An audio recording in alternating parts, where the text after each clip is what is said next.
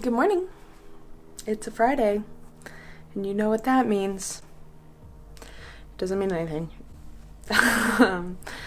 But let's see what a Friday looks like for me, shall we?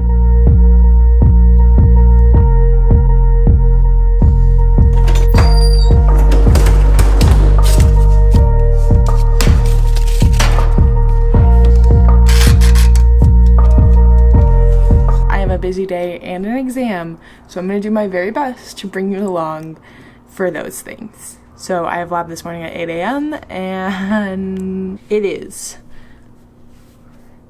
7:37. I've gotten up and dressed, and we are about to leave. I had my physical agent modality lab today, and today we worked on electrical stimulation, learning how to apply it and what settings to use for certain cases. And we also just kind of got to play with the E-stim. Our school brings us up to practice level with physical agent modalities, so we learn enough to be certified to practice in the states that require certification for PAMS. So we got a lot of experience with application, and so we've done ultrasound, hot cold, and then now E-stim. OTs in general shy away from using physical agent modalities as a whole, even though it's within our scope of practice. We use them as preparatory or like combined with occupation-based therapy. But my personal interest is in neuro, and E-stim was really cool because you can get muscles to fire that aren't being told by the brain that they need to fire. So you can get that training in, and then it can work forwards by strengthening muscles that wouldn't otherwise be able to be used, and also backwards by almost like reverse sending a signal to the brain that you need to use a muscle while you're doing an activity. Spent a week in acute care, and we used no physical agent modalities, and I'm curious to spend another week in acute care and see if that was just that hospital or if it was an OT's lack of training or time. But I definitely want to ask on my next field work rotation about PAMS in an acute care setting, because I just see so much benefit. I'm thinking back to a lot of stroke patients that were ready to start doing tasks more independently or ready to just start doing tasks after a stroke, and they weren't able to just because the muscles weren't able to fire. But if we could get those muscles firing, even just like the mental health component of like, look, my arm works, or like there is a level of discomfort with E-stim because it causes kind of a tingling sensation, and that might help re-habituate people to sensation in your arms. So there's a ton of applications, and it was really fun to get to practice in lab today. It's therapeutic. She has a phone now. Yeah, you want to go higher?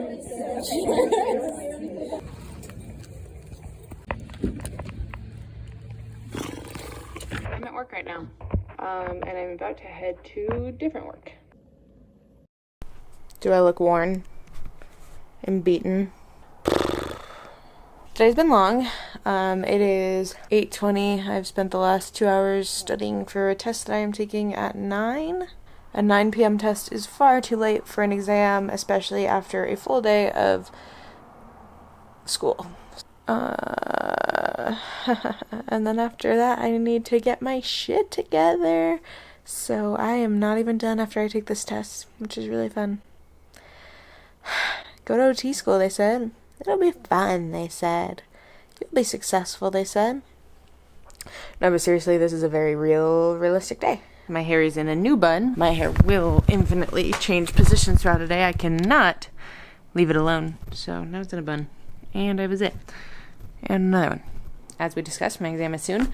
And because I'm a friggin' ball of stress right now, and the only thing that helps me make my stress better is figuring out how I'm going to manage it, I'm going to make a to-do list for everything that I need to do. Sure, let's have a moment where we talk about how I organize things. I am a tech person. I like to be able to have everything everywhere, and I'm always carrying this. That's why I don't have to carry notebooks and an iPad, or notebooks and like a big planner. I just always have my iPad, and it has all of my notebooks as well as a planner. This planner is just a template. I have a notebook that's dedicated to being a planner, so that way I can always look back at what I've done on certain days. I like to have my schedule for the day. I am a calendar person, so I have a digital calendar on my phone.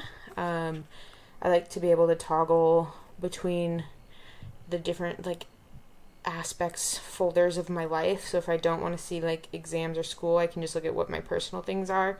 And on this, I also have like our online lectures. I don't necessarily need to know when those are, and they take up a lot of space, but it's also nice to know that they're happening so that I can keep on top of it. And I use Google Calendar so I can access it anywhere. What I'll do the night before is I'll open up my calendar and my planner, and I'll have them side by side, and so it is helpful for me to look. I have exams in red, so whenever I see red on my calendar, I know, okay, I need to be looking at that day. I am working tomorrow morning, and then I have 2 practical exams tomorrow. Both of these fall outside of our normal lab time, so it's helpful to have them on the calendar. I'm not into the aesthetics of everything. I need to wake up at 6, so this is where kind of my like, okay, what does my day really need to look like happens. Here is where all my appointments and things that I need to be doing happen. And then the night before,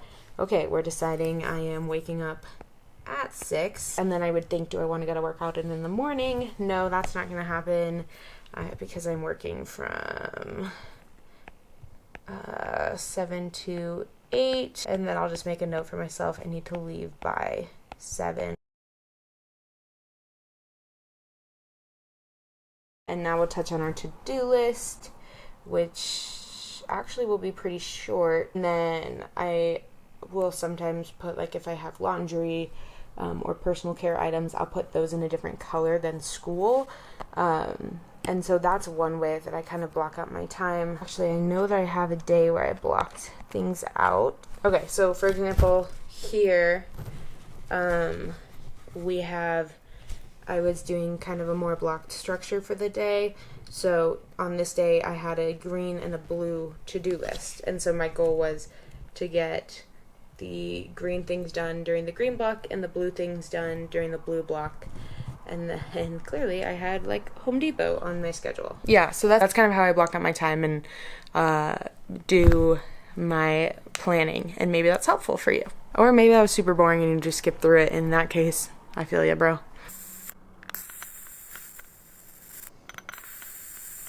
But if I lay down and I play dead and I stay dead, maybe you'll get sick of being the monster out of my head, under my bed, thinking something out of my nightmares, sitting right there.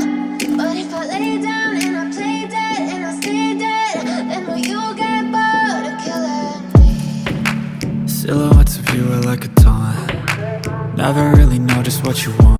I'm just interrupting for a really unnecessary hot take. Socks matter. Expensive socks are worth it. Fuck, this is gonna ruin my life. You know what I'm talking about? These bad boys? I don't even on my foot correctly. How can I even have an opinion on socks when I can't even put them on? They're so much better than my Costco Pumas. Soft. I'm excited to be wearing them. And then I realized that I can't afford this life. With you I don't ever feel calm. I can feel the sweat inside my palm. Play with me like cats and a string. You don't understand the pain it brings. You don't ever wanna give me wings. You were an absolute joy and a pleasure to have along on this journey with me. Thank you so much for coming through this very hectic day. Hopefully you learned a little bit about planning and a little more comfortable with how hectic your own life is. Not everything is glamorous and pretty and perfectly planned. We roll with the punches and are just doing our best all the time. That's all. Please subscribe if you're in grad school and want study content or tips and advice. We are in a hot girl phase, but for students, where you become the best student you can be. I'm learning to balance being a student with being a person in a hot girl way. I'm just gonna chill out a little bit and read and wind down. Right now I'm reading The Great Gatsby, which I spark noted in high school and regret. So